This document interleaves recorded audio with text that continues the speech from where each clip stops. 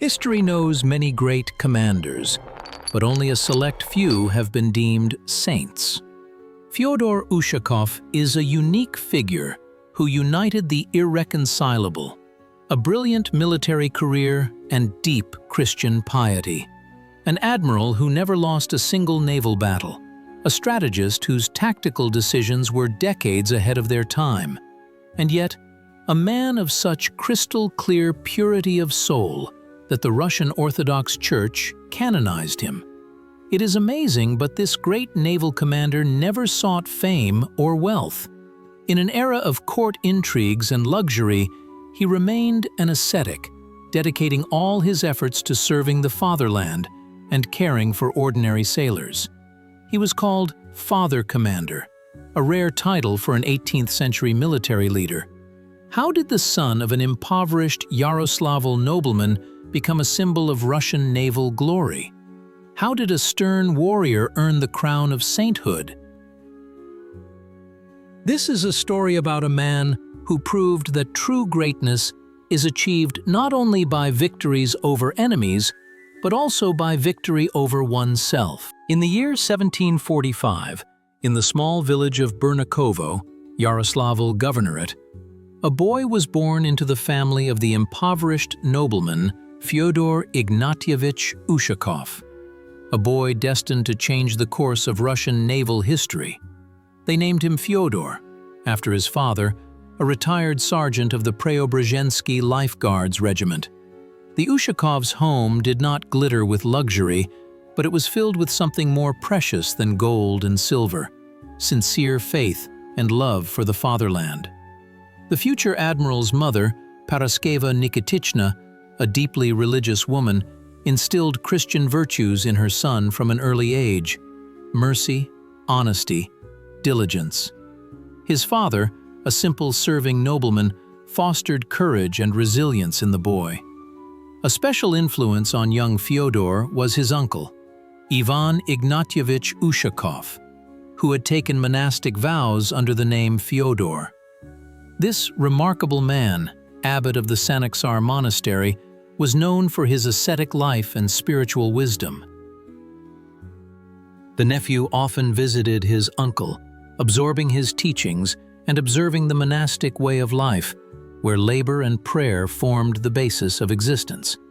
Fyodor's childhood passed amidst the forests and fields of the Yaroslavl region. Here, on the banks of the Volga, he first felt a yearning for the water element. Local residents recounted how little Ushakov could spend hours observing the movement of river vessels, dreaming of distant voyages. When Fyodor turned 16, he was sent to St. Petersburg, to the Naval Cadet Corps, the cradle of the Russian fleet. Here, the young man displayed extraordinary abilities in studying navigation, mathematics, and other naval sciences. His instructors noted his exceptional diligence and determination, qualities that would later become distinguishing features of Admiral Ushakov. In 1769, young midshipman Fyodor Ushakov received his first assignment, to the Don Azov flotilla. Here on Russia's southern borders began his formation as an officer and future commander. However, fate had prepared for him a trial far more severe than naval battles. In 71, a terrible guest arrived in southern Russia: the plague. The disease mowed down people by the hundreds, regardless of rank or title. Under these most difficult conditions, 26-year-old Ushakov proved himself not only as a naval officer, but also as a wise administrator. The command entrusted him with organizing a quarantine for sailors, a task that required not only decisiveness, but also a deep understanding of human nature. Ushakov acted decisively and unconventionally. He quartered the sailors in an isolated camp on the seashore, established a strict regimen, but most importantly, showed genuine care for the people. Fyodor Fyodorovich personally supervised the quality of food, the cleanliness of the premises, and even organized regular sea bathing, a rare practice for that time. The result exceeded all expectations. In the units under Ushakov, there was not a single case of plague. This success did not go unnoticed. The young officer received gratitude from the command and his first award. In 75, Ushakov was transferred to the Baltic Fleet, where he took command of the ship. Here, his talent as an educator and organizer unfolded. Fyodor Fyodorovich developed his own system for training the crew, emphasizing not blind obedience but each sailor's understanding of their role in the common cause. Ushakov introduced regular drills, during which not only standard maneuvers but also actions in non-standard situations were practiced. He paid particular attention to artillery training. Sailors learned to shoot quickly and accurately, which would later become the hallmark of Ushakov's victories. Surprisingly, strict discipline on Ushakov's ship was combined with paternal care for the sailors. In an era when corporal punishment was considered the norm, Fyodor Fyodorovich tried to do without it, preferring to influence his subordinates by personal example and persuasion. He cared for the health of the sailors, monitored the quality of food, and regularly aired out the ship's compartments. It was during these years that Ushakov's special leadership style formed, demanding without cruelty, strictness without humiliating human dignity. The sailors repaid their commander with sincere devotion. With such a commander, even into hell, they would say among themselves. The year 1783 became a turning point in Russia's destiny. After a long and arduous struggle, the Crimean Peninsula finally became part of the empire. Catherine the Great, understanding the strategic importance of these lands, made a historic decision to create a powerful military fleet on the Black Sea, capable of defending the southern borders from the eternal adversary, the Ottoman Empire. It was at this pivotal moment that fate brought Fyodor Ushakov to the Black Sea coast. A talented officer who had already distinguished himself in the Baltic, received an appointment to Kherson, where, under the leadership of Prince Potemkin, a grandiose construction of new ships was unfolding. On the shores of the ancient Akhtiar Bay, where the Greek polis of Chersonesus once stood, the construction of a new naval base began, the future Sevastopol. Ushakov plunged headlong into the work. He personally oversaw the construction of ships, trained crews, and developed fleet-basing systems. Fyodor Fyodorovich worked tirelessly, understanding that time was working against Russia. The Turkish fleet, one of the strongest in the Mediterranean, was not going to tolerate the strengthening of the Russian presence in the Black Sea.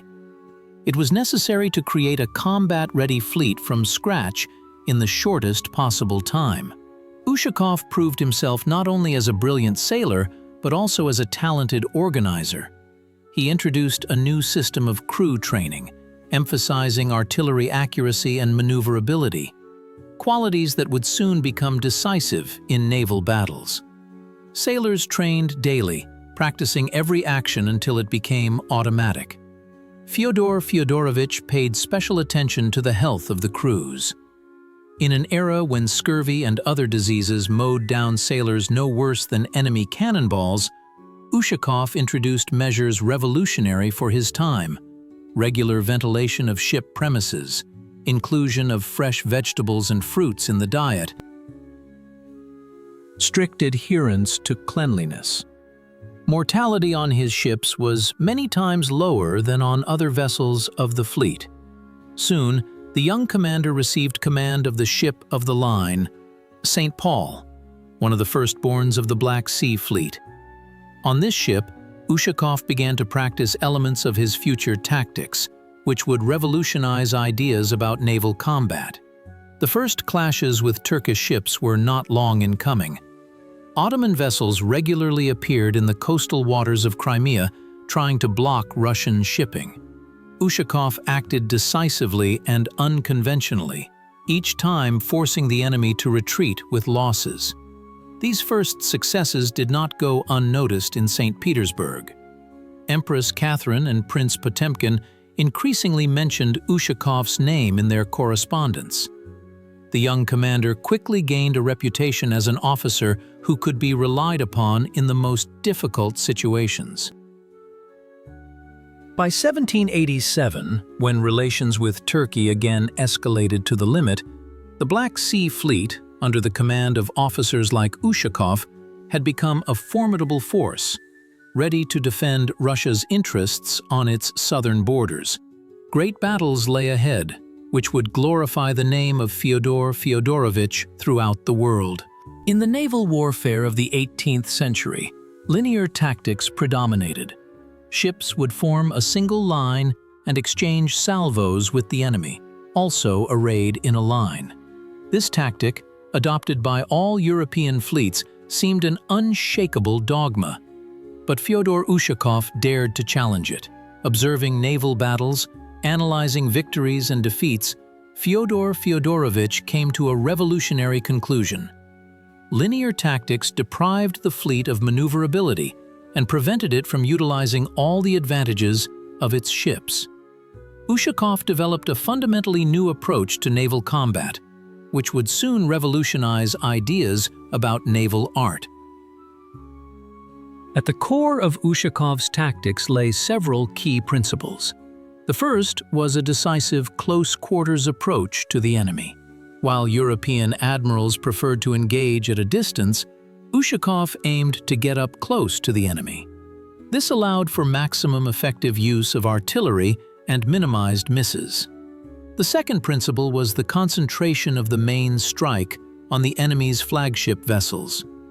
Ushakov understood that if the command of the enemy fleet was incapacitated, the remaining ships would lose control and become easy prey. This psychological aspect of naval combat was little considered before him. The third principle was the use of a reserve squadron for a decisive blow. Ushakov always kept a portion of his ships in reserve to deliver an unexpected blow to an weakened enemy at a critical moment in the battle. The fourth principle was initiative and unpredictability.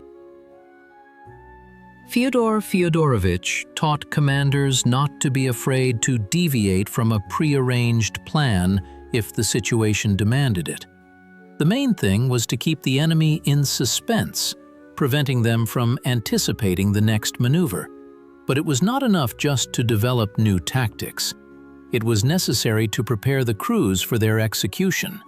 Ushakov introduced a system of regular drills, during which complex maneuvers and accurate artillery firing were practiced.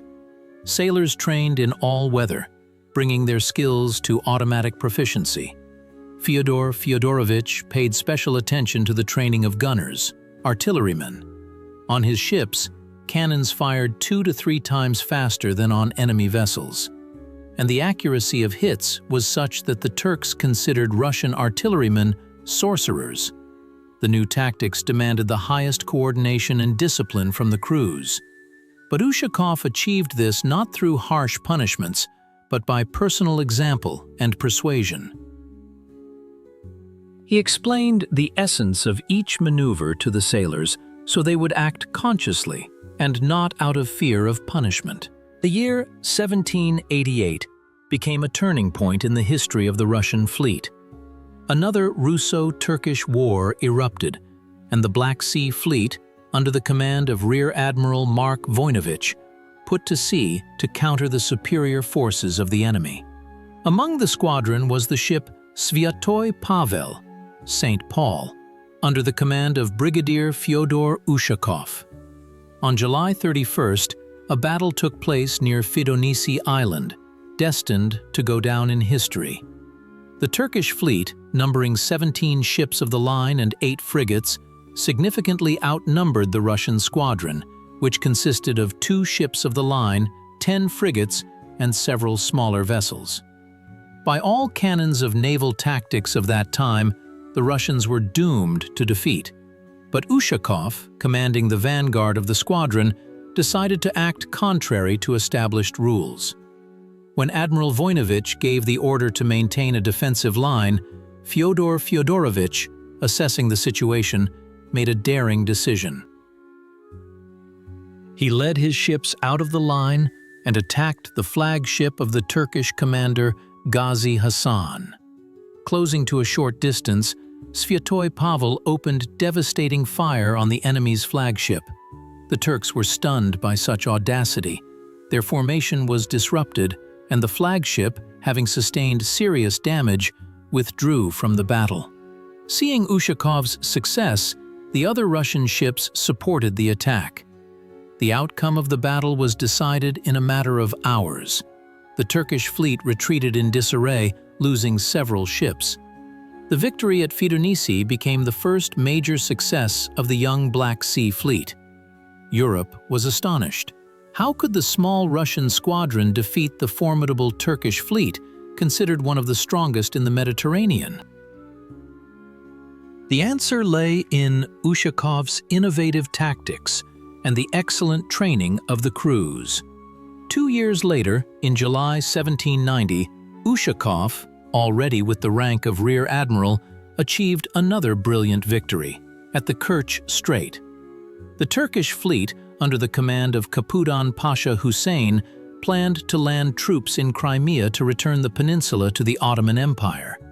Ushakov, with 10 ships of the line and several frigates under his command, boldly attacked the Turkish squadron, which numbered 14 ships of the line and 8 frigates. Applying his favorite tactic, he concentrated the main blow on the enemy's flagships, forcing them to retreat. The attempt of the Turkish landing was thwarted, and Crimea remained under the reliable protection of the Russian fleet. The summer of 1790.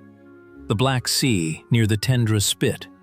The Russian squadron, commanded by Rear Admiral Ushakov, set out in search of the Turkish fleet. Reconnaissance reported, "The enemy is at anchor, not expecting an attack." The moment for attack is ideal. Ushakov makes a decision immediately. His ships form a battle line and rush towards the enemy under full sail. The Turkish fleet, seeing the approaching Russians, frantically cuts their anchor cables and tries to form a line. But Fyodor Fyodorovich gives them no time to collect themselves. The Russian ships, led by the flagship Rojdestvo Christovo, Nativity of Christ, rapidly close with the enemy. Ushakov orders to open fire from canister shot distance, an unprecedented audacity by the standards of that time. The Turkish ships, unable to form up, come under the crushing fire of Russian artillery. The Turkish flagship Kapudaniye receives serious damage and withdraws from the battle. Other ships retreat in disarray. Ushakov organizes a pursuit which continues until nightfall. The result of the battle? The Turks lost 2 battleships and several smaller vessels. The Russian squadron lost not a single ship. But Ushakov's true triumph was the battle off Cape Kaliakra in July of 1791. The Turkish fleet, under the command of Hussein Pasha, reinforced by an Algerian squadron, stood under the protection of coastal batteries. According to all rules of naval tactics, attacking the enemy in such a position was madness. But Fyodor Fyodorovich again violated all canons. He ordered his squadron to go directly to the shore, between the land and the enemy fleet. The Turks were stunned. The Russians were voluntarily exposing themselves to the fire of coastal batteries. But Ushakov calculated everything correctly. Passing close to the shore, the Russian ships found themselves in a, quote, "two." The coastal guns could not depress low enough for accurate firing. After passing along the shore, Ushakov's squadron turned and attacked the Turkish fleet from an unexpected side. Closing to a short distance, the Russian ships opened hurricane fire. The Turkish ships, trapped between the shore and the advancing Russians, could not maneuver and suffered heavy losses. In the heat of the battle, Ushakov concentrated fire on Hussein Pasha's flagship.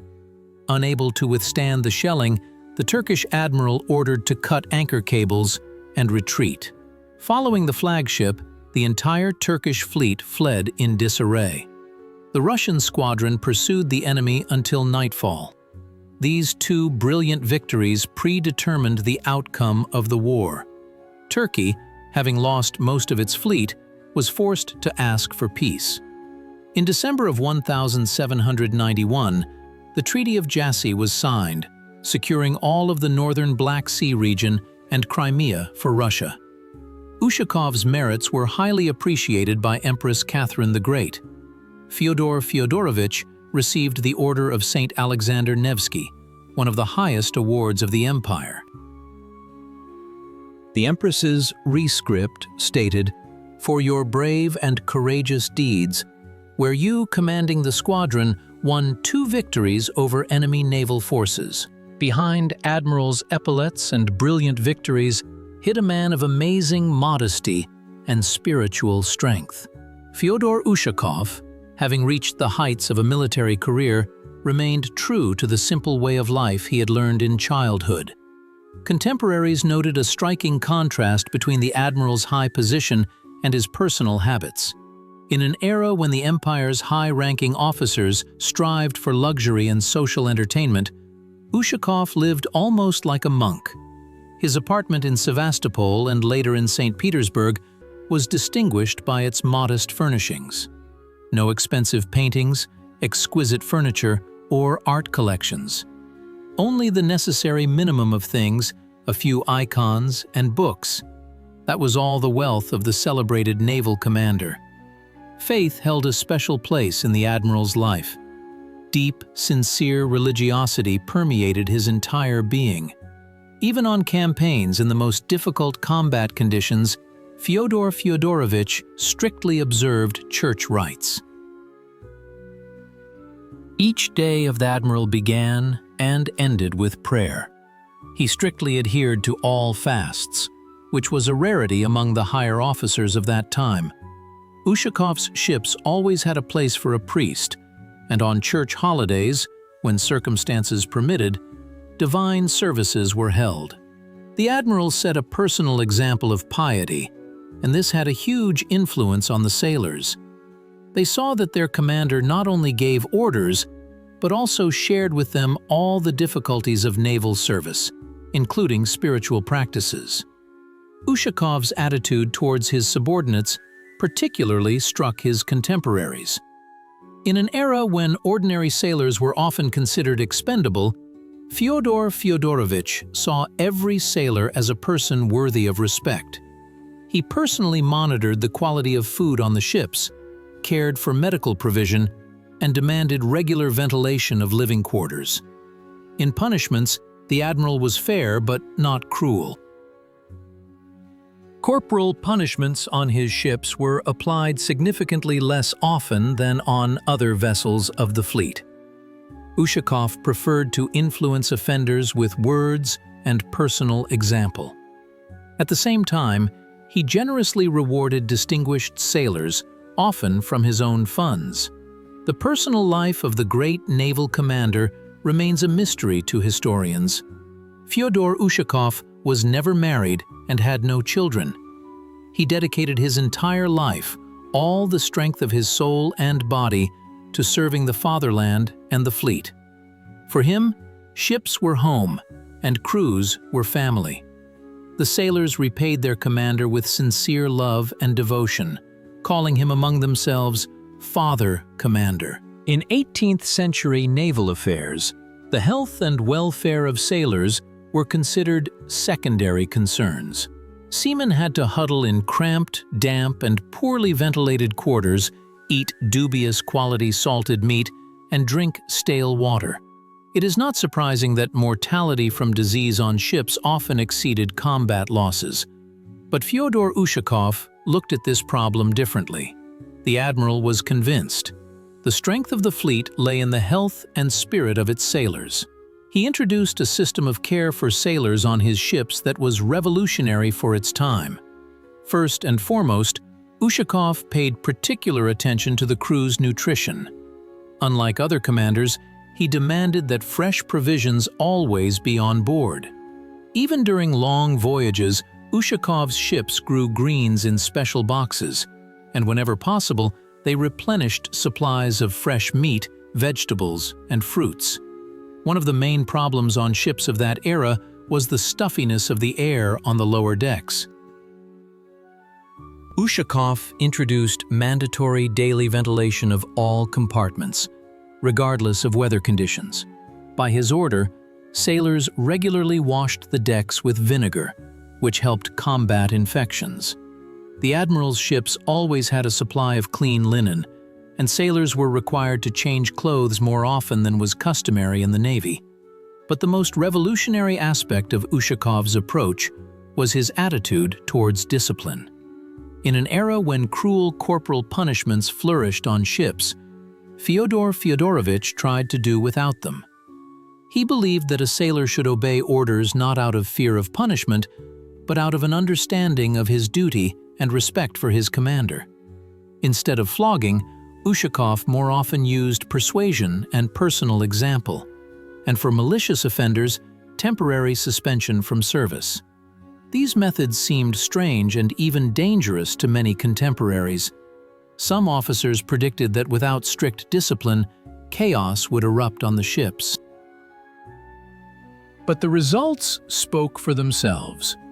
Mortality on Ushakov's ships was 8 to 10 times lower than on other vessels of the fleet. While on average, across the fleet, up to 20% of the crew died during long voyages, on Fyodor Fyodorovich's ships, this figure rarely exceeded 2 to 3%. But it was not just about physical health. The admiral's care for his sailors created a special atmosphere of trust and loyalty.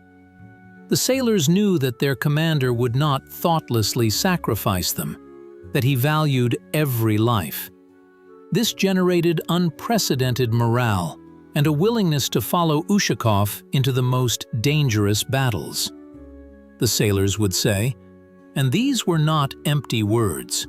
In critical moments of battle, Ushakov's crews displayed miracles of bravery and endurance. They knew that the admiral would not abandon them to a hopeless attack, that every one of his orders was well considered and justified. It was this mutual loyalty between commander and crew that became one of the key factors in the invincibility of Ushakov's squadrons. While on other ships, commanders struggled with desertion and mutinies, Fyodor Fyodorovich's sailors fought with unprecedented enthusiasm, turning every battle into a triumph of Russian arms. The year 1798 marked the beginning of a new stage in the brilliant career of Admiral Ushakov. The political map of Europe was changing before one's eyes. Napoleon Bonaparte, the young Corsican, was rapidly conquering country after country. French troops invaded Italy, seized Malta, and then the Ionian Islands in the Mediterranean Sea, which previously belonged to the Venetian Republic. This directly threatened the interests of Russia and Turkey, who, forgetting their former enmity, formed a military alliance against a common enemy, revolutionary France. Emperor Paul I needed an experienced naval commander to lead the combined Russian-Turkish squadron. The choice fell on Fyodor Ushakov, whose name by that time had become a legend on the Black Sea. In August, the Russian squadron under Ushakov's command joined Turkish ships and moved towards the shores of Greece. The first target of the Allies was the Ionian Islands, where the French had created powerful fortifications. Island after island, Chirigo, Zante, Cephalonia, Santa Mora, surrendered to the Russian-Turkish forces. Fyodor Fyodorovich skillfully combined decisive military actions with diplomacy. He appealed to the inhabitants with proclamations, promising liberation from French oppression and respect for local traditions. The Greeks, seeing the humane attitude of the Russians towards prisoners and the civilian population, greeted Ushakov's squadron as liberators. But the main goal of the expedition was the fortress of Corfu, the key to dominance in the Adriatic Sea. The French had turned the island into an impregnable fortress, stationing a garrison of 3,000 soldiers and 600 cannons there. European military experts considered Corfu impregnable. The siege began in November. Ushakov blockaded the island from the sea and methodically suppressed the enemy's coastal batteries. Unlike many commanders of that time, he spared the lives of his sailors and soldiers, avoiding senseless frontal assaults. Instead, the admiral employed a tactic of wearing down the enemy. Regular bombardments of fortifications, interception of supply ships, psychological pressure. The French garrison, cut off from reinforcements and supplies, gradually lost morale. On February 20th, 1799, after a 3-month siege, the fortress capitulated. Surprisingly, Russian losses amounted to only 35 killed, an unprecedentedly small price for such an important victory. After the triumphant capture of Corfu, Admiral Ushakov did not rest on his laurels. In the spring of 1799, his squadron headed for the shores of Italy, where a dramatic struggle with French troops was unfolding. Southern Italy and the Neapolitan kingdom were in a dire situation. The royal family had fled to Sicily, and a republic, supported by French bayonets, had been proclaimed in Naples. Fyodor Fyodorovich found himself in an extremely complex political situation, requiring not only military art, but also subtle diplomatic calculation. He had to interact with Neapolitan royalists, Turkish allies, Admiral Nelson's English squadron, and the Russian envoy at the court of the Sicilian king. Ushakov brilliantly coped with this task. He organized landings at several points in southern Italy, supporting the anti-French uprising of the local population. At the same time, the Russian admiral strictly forbade his sailors and soldiers any violence against civilians, he told his officers. This sharply contrasted with the behavior of both French troops and Neapolitan royalists, whose detachments often engaged in looting and reprisals against political opponents. When Cardinal Ruffo, the commander of the royalists, began mass executions of republicans, Ushakov decisively intervened, taking many prisoners under his protection. In June 1799, Russian sailors entered Naples. The city's residents greeted them as saviors. Fyodor Fyodorovich immediately took measures to restore order and supply the population with food. On his initiative, a provisional administration was created, including representatives of various political forces, which helped avoid chaos and bloodshed. After the liberation of Naples, the Russian landing force moved towards Rome, occupied by the French. And here, Ushakov proved himself not only as a military leader, but also as a wise diplomat.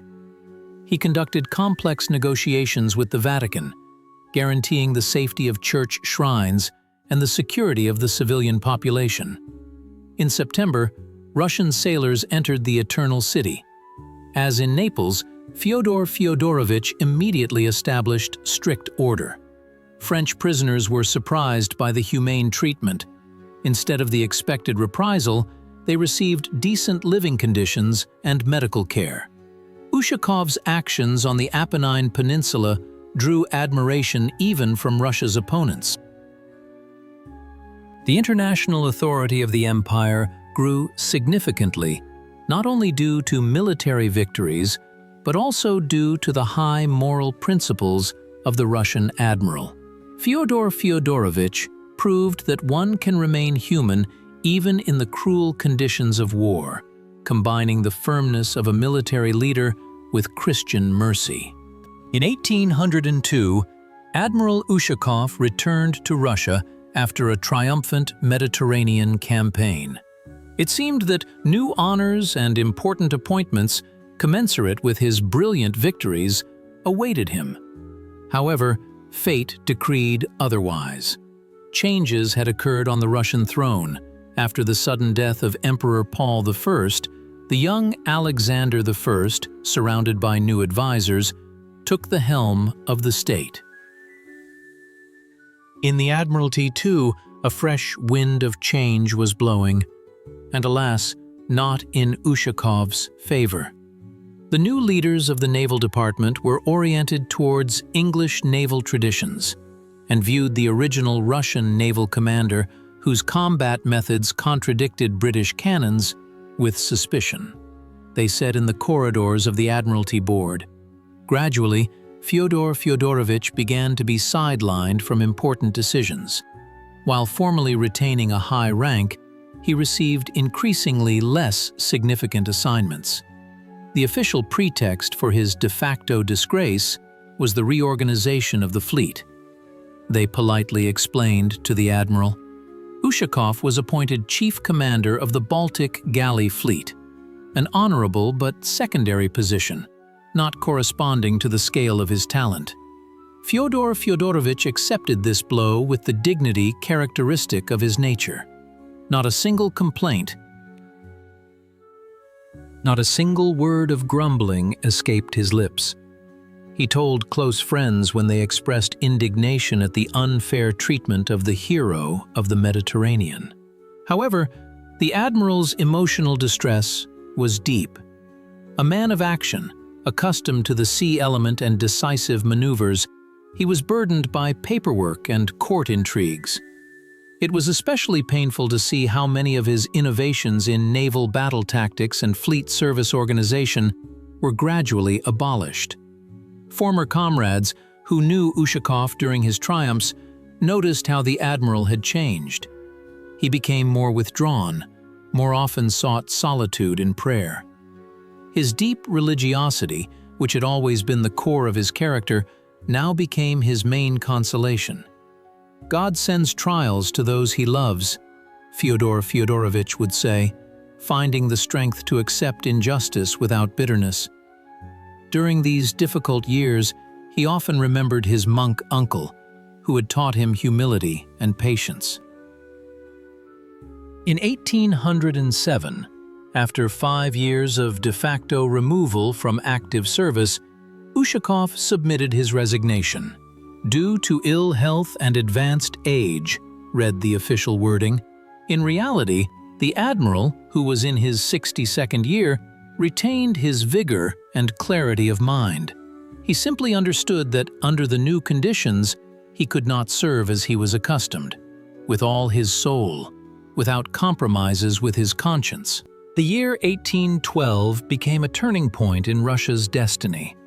Napoleon's army, which had conquered almost all of Europe, invaded the Russian Empire. At this most difficult moment for the country, 67-year-old Admiral Ushakov, who had been living in his estate Alexeyevka in Tambov Governorate for several years, could not remain aloof from the national calamity. Despite his advanced age and health problems, Fyodor Fyodorovich actively engaged in organizing the defense. When a people's militia began to form in Tambov Governorate, the nobility assembly unanimously elected Ushakov as its leader. The glory of the invincible admiral inspired people. His name instilled confidence in victory. Ushakov told the militiamen. The admiral not only organized the militia, but also donated a significant part of his savings to the needs of the army. He gave 2,000 rubles, an enormous sum for those times, for the formation of hospitals for wounded soldiers. Fyodor Fyodorovich allocated another 1,000 rubles to support the families of fallen defenders of the Fatherland. Simultaneously, at his estate, Alexeyevka, the admiral organized a shelter for wounded officers and soldiers. He personally oversaw their treatment and upkeep, sparing no expense on medicines and food. Many of those who found refuge in Ushakov's home later recalled his fatherly care and attention. After Napoleon's expulsion from Russia, Fyodor Fyodorovich finally retired from worldly vanity. He spent the last years of his life in Alexeyevka, dedicating himself to prayer, charity, and strengthening the local church. The admiral led an almost monastic life, strictly observing fasts and spending many hours in prayer. Neighboring landowners and peasants from surrounding villages knew that they could always turn to Ushakov for help. He refused no one. He built schools for peasant children, helped fire victims, and allocated funds for the treatment of the sick. The admiral did especially much for the local church. The iconostasis was renovated, and church utensils were acquired with his donations. With each passing year, Fyodor Fyodorovich spent more and more time in prayer. He was preparing for the end of his earthly journey, striving to appear before the Creator with a clear conscience. Those who saw the admiral in these years noted the special enlightenment of his face and his deep inner concentration. On October 2nd, 1817, in his estate Alexeyevka, the great Russian naval commander Fyodor Ushakov quietly passed away in the Lord. He was buried in the Sanaksar monastery next to the grave of his uncle monk. It seemed that along with the admiral's body, the memory of him was also consigned to the earth. Surprisingly, the name of a man who had not lost a single battle gradually faded from the official history of the empire. In 19th-century textbooks and military treatises, Ushakov was mentioned in passing, with preference given to other naval commanders. The Russian fleet was increasingly oriented towards British traditions, and Fyodor Fyodorovich's innovative tactics seemed too audacious, too Russian. But the memory of the admiral did not disappear without a trace. It was preserved where true history often resides, in the hearts of ordinary people. Sailors of the Black Sea Fleet passed down stories from generation to generation about a commander who cared for his sailors as if they were his own children. In coastal villages, he was remembered as a defender against Turkish raids. And in the Tambov province, peasants spoke of a kind landowner who never refused anyone help. In the Sanaksar monastery, the monks carefully tended to the admiral's grave. They remembered not only his military exploits, but also his deep faith, mercy, and charity. For them, Ushakov was primarily a righteous man, a man of exceptional spiritual strength. The revival of the great naval commander's memory began in the 20th century. During the Great Patriotic War, when the country needed examples of heroism and indomitable will, Fyodor Ushakov's name resounded again in full force. In 1944, orders and medals bearing his name were established, the highest naval awards of the USSR. But the admiral's true return to Russian history occurred at the turn of the millennium. In 1998, his relics, preserved incorrupt, were found in the Sanaksar monastery. A painstaking process of collecting evidence of the naval commander's righteous life began. The Russian Orthodox Church faced a difficult question. Can a military leader who shed blood on battlefields be canonized as a saint? A thorough study of the admiral's life provided an unambiguous answer. Yes, if he waged a just, defensive war, if he protected the lives of his subordinates and showed mercy to the defeated. In 2000, the Council of Bishops of the Russian Orthodox Church canonized Fyodor Ushakov as a locally venerated saint of the Saransk diocese.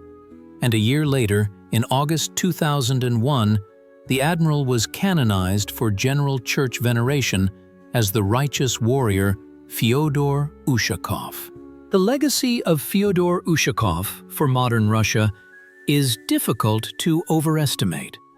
In his personality, qualities that today seem almost incompatible were astonishingly combined.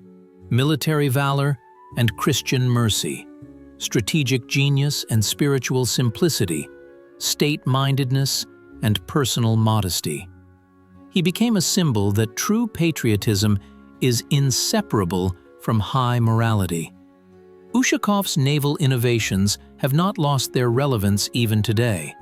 His principle of active maneuvering, concentration of effort in the main direction, decisiveness in attack, and flexibility in tactics. These elements are still studied in naval academies around the world. Modern admirals acknowledge many provisions of Ushakov's tactics, adapted to new technologies, remain effective in the conditions of modern naval warfare. However, it is not only military achievements that make Ushakov a significant figure for our time. His attitude towards his subordinates, his care for common sailors, his attention to their living and service conditions. This is a model of humane leadership, relevant for any field of activity. In an era when human resources were little valued, Fyodor Fyodorovich placed the well-being of people at the center of his command philosophy, and this brought astonishing results. The spiritual legacy of the holy, righteous warrior Fyodor is especially important for modern society, which often loses its moral compass. His life proves that one can remain faithful to Christian commandments even in harsh wartime conditions. That mercy towards the vanquished does not contradict firmness towards enemies. That personal modesty is compatible with high position. That true greatness is manifested not in wealth and luxury, but in service to the fatherland and one's neighbors. Today, the memory of Admiral Ushakov lives not only in history textbooks. His name is borne by warships of the Russian fleet, city streets, educational institutions. Monuments are erected and churches are built in his honor, from St. Petersburg to Sevastopol, from Saransk to Novorossiysk. Annually, thousands of pilgrims come to venerate his relics at the Sanaksar Monastery. The Holy Admiral is especially revered in the Russian Navy. His image is on flags and banners. His name is in military prayers. Before long voyages, sailors seek blessings from the one who himself sailed the seas and achieved victories. The Ushakov Medal is one of the most honorable awards for naval servicemen.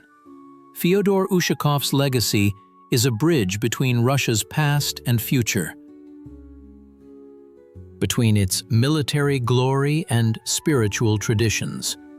He reminds us that the strength of the state is based not only on the might of weapons, but also on the moral health of the people. That patriotism is not loud words, but daily labor and readiness for self-sacrifice. That true faith is manifested not in ostentatious piety, but in good deeds and care for one's neighbors.